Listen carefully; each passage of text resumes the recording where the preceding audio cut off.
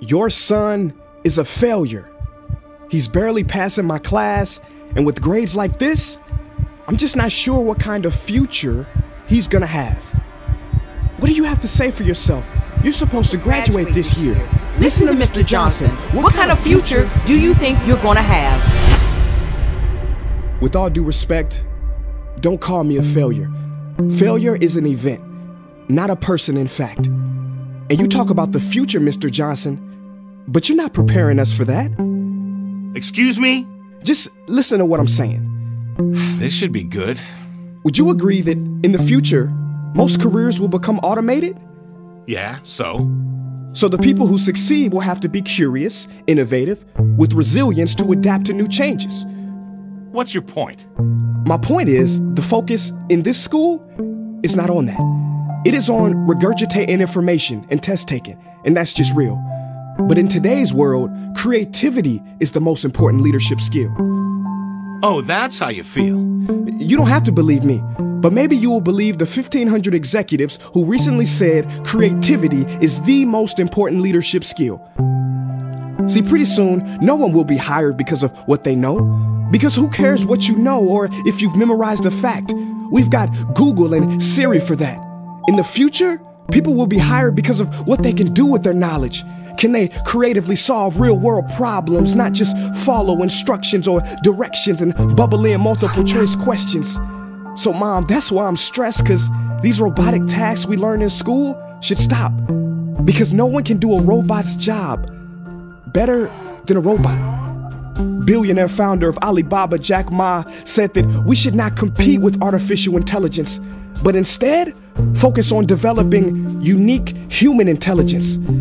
Mr. Johnson, drills are for teeth, not the human mind. So these repetitive knowledge-based tasks we must leave behind. Or in the future, you're gonna find a lot of people graduating out of your class right into the unemployment line. See, many top companies today don't look at grades. Mom, that old way is expiring. Google has been quoted as saying GPAs are worthless criteria for hiring. Founder of Tesla, Elon Musk, agrees. So I say this with unease and sorrow. If you continue to teach today as you taught yesterday, then you rob us students of tomorrow. Mr. Johnson, I'm gonna keep it real with you. Sometimes sitting in your class is tough. I'm constantly thinking, if I don't look up at the clock, maybe it'll speed up. So I listen to you do my work and pay attention, feeling like an hour had to have gone by, but it was only 3 minutes. So if you wonder why we're bored in class, look, you wanna get a kid to hate reading? Give them this, a school textbook. And some people think it's our fault, and that hurts me.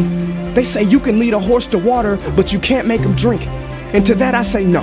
Firstly, you can put salt in that horse's hay and make him thirsty. And if you bring joy in your classroom, you can make any bad student nerdy, as he or she discovers the beauty of truly learning. Mr. Johnson, I mean no disrespect. You have the most important job on this planet. You build, create, and save lives. But if you really care about my future, like you say, then you have to fully commit and ask yourself honestly, how do I prepare a child for a future that doesn't yet exist? Here's a hint. The answer is not found in this. It's using this and this. See, in the future, we will need more passion and compassion. People with inspired hearts and wisdom to uplift this planet. And Mom, I love you, but can I be real? Go ahead. You want to know one of the biggest factors for childhood success? It's not IQ. It's family meals. And we haven't had one of those in a while. See, I know sometimes you don't feel proud, because I may not be a straight A student, but I'm not stupid. These tests may be 70% of my grade, but they're 0% of my future. But don't worry, I'll pass this class and get through this. But I need you to give me the space I need to be me and live true.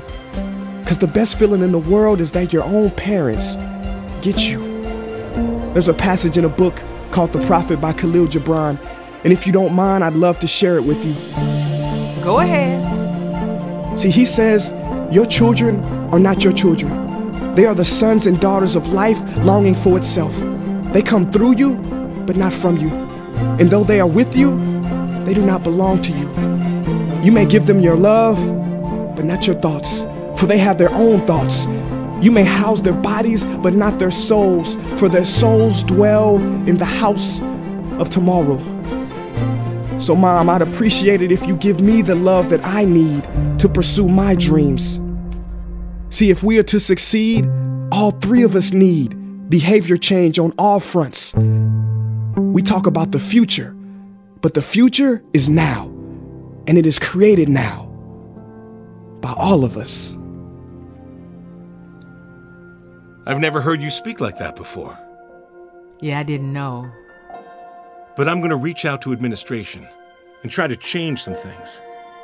You have my word.